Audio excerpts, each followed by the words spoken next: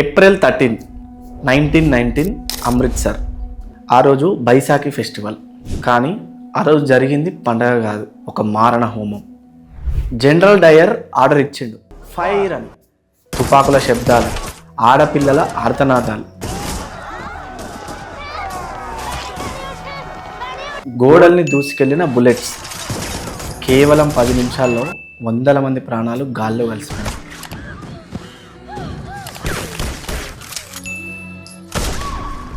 రక్తంతో ఆ నేల తడిసిపోయింది.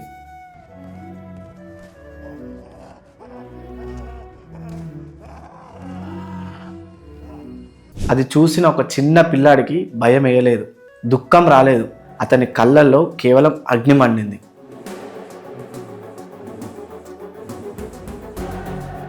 ఆ రోజు ఆ రక్తం తడిసిన మట్టిని చేతిలో పట్టుకొని అతను ఒక ప్రతిజ్ఞ చేసిండు. ఎవరైతే ఈ ఘోరాన్ని చేశారో వాళ్ళని వాళ్ళ దేశానికి వెళ్ళి మరీ చంపుతాను.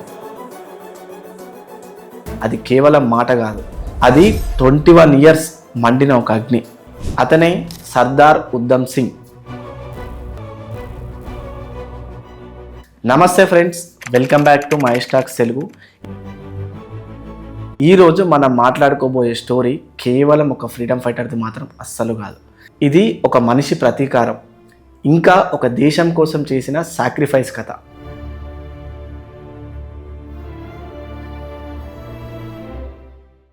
లాస్ట్ వీడియోలో 1957 కన్నా 40 yearsకి ముందే బ్రిటిష్ ఎంపైర్ పునాదులను కదిలించిన మహావీరుడు బక్షీ జగబంద్ గారి గురించి తెలుసుకున్నాం.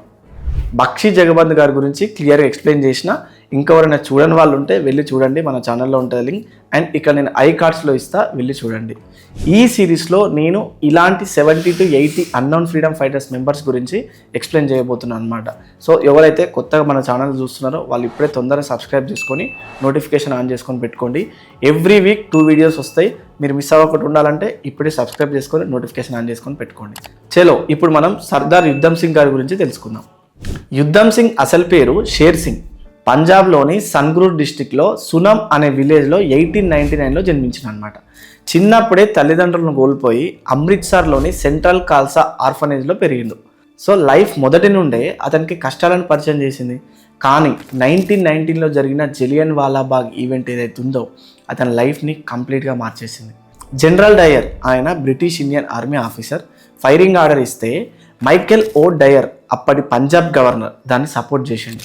ఉధమ్ సింగ్కి అప్పుడు అర్థమైంది ఏంటంటే కేవలం చేతులు నరికితే సరిపోదు, బుర్రని నరకాలని. అందుకే టార్గెట్ జనరల్ డయర్ కాదు, మైకేల్ ఓ డయర్ని ఫిక్స్ అయింది అనమాట. ఉధమ్ సింగ్కి తెలుసు బ్రిటిష్ వాళ్ళని ఇండియాలో ఏం చేయలేమని. అందుకే అతను ప్రపంచం అంతా తిరిగిండు. ఆఫ్రికా వెళ్ళిండు, అక్కడ లేబర్గా పనిచేసిండు. అమెరికా వెళ్ళిండు, అక్కడ గాదర్ పార్టీలో జాయిన్ అయ్యి రివల్యూషన్ గురించి నేర్చుకున్నాడు. ఎన్నో పేర్లు మార్చుకున్నాడు, like Frank Brazil, Uday Singh, ఇలా ఎన్నో పేర్లు మార్చుకున్నాడు. ఎన్నో ఐడెంటిటీస్ మార్చుకున్నాడు.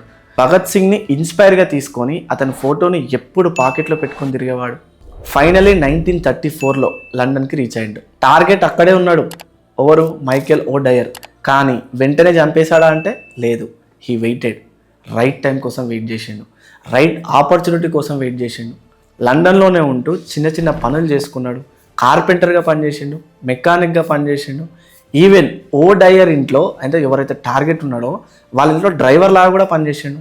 శత్రువు ఇంట్లోనే ఉంటూ శత్రువుని అబ్జర్వ్ చేసిండు. లండన్లోనే 6 years వెయిట్ చేసిండు. Imagine that patience. మనం ఈరోజు ట్రాఫిక్ సిగ్నల్ దగ్గర 1 minute వెయిట్ చేయడానికే చిరాకు పడతాం. కానీ అతను తన దేశం కోసం, తన జనం కోసం 21 years వెయిట్ చేసిండు.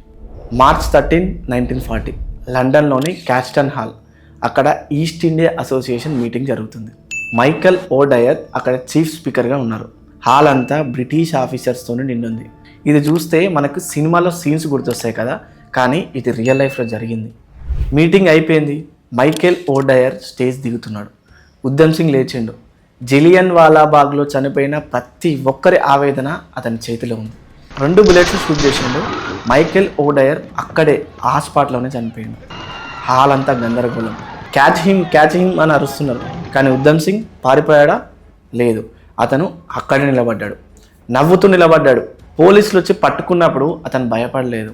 నా డ్యూటీ నేను చేశాను అన్నట్టుగా సరెండర్ అయిపోయింది అనమాట. కోర్టులో ట్రయల్ స్టార్ట్ అయిపోయింది.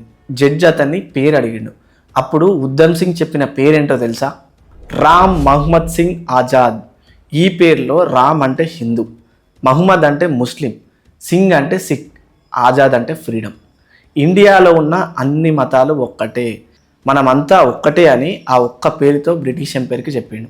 నేను అతన్ని చంపాను ఎందుకంటే అతనికి అదే శిక్ష కరెక్ట్. నా దేశ ప్రజల ఆత్మ గౌరవాన్ని తొక్కేసే ప్రయత్నం చేసిండు, అందుకే నేను అతన్ని తొక్కేశాను. 21 years వెయిట్ చేసిన, ఫైనల్లీ నా పని పూర్తి చేసుకున్నా అని కోర్టులో చెప్పిండు అనమాట. July 31, 1940 పెంటోన్ విల్లే ప్రిజన్లో అతన్ని ఉరి తీశారు. చివరి క్షణం వరకు అతని ముఖంలో రిగ్రెట్ లేదు, ఓన్లీ సాటిస్ఫాక్షన్ ఉంది. ఫ్రెండ్స్, ఉద్దమ్ సింగ్ స్టోరీ మనకి ఏం నేర్పిస్తుంది? అది కేవలం రివెంజ్ కథ కాదు, అది డిటర్మినేషన్. ఒక సంకల్పం ఉంటే ఎంత దూరమైనా వెళ్ళొచ్చు, ఎన్ని ఏళ్ళైనా వెయిట్ చేయొచ్చు అని నేర్పించిన యోధుడు అతను. జలియన్ వాలాబాగ్లో రక్తం చెందింది, కానీ ఆ రక్తం నుండి పుట్టుకొచ్చిన నిప్పు కనుకే సర్దార్ ఉద్దమ్ సింగ్. ఈరోజు మనం ఇండిపెండెంట్ ఇండియాలో ఊపిరి తీసుకుంటున్నామంటే అలాంటి ఎన్నో మంది త్యాగాలే కారణం. వాళ్ళని ఎప్పుడు మర్చిపోకూడదు. మీకు ఈ స్టోరీ అండ్ ఈ డెడికేషన్ ఇన్స్పైర్ చేసినట్టయితే ఈ వీడియోని ఖచ్చితంగా లైక్ చేయండి.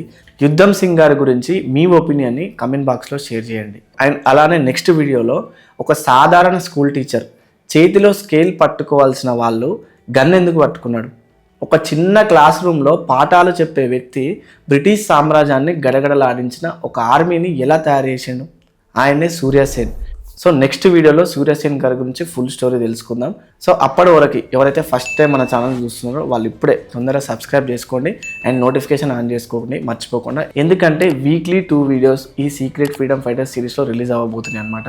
సో చాలామంది మంచి సపోర్ట్ చేస్తున్నారు అండ్ ఇలానే సపోర్ట్ చేస్తూ ఉండండి. మీకోసం మా కంటెంట్ టీమ్, ఎడిటింగ్ టీమ్ చాలా కష్టపడుతున్నారు అనమాట.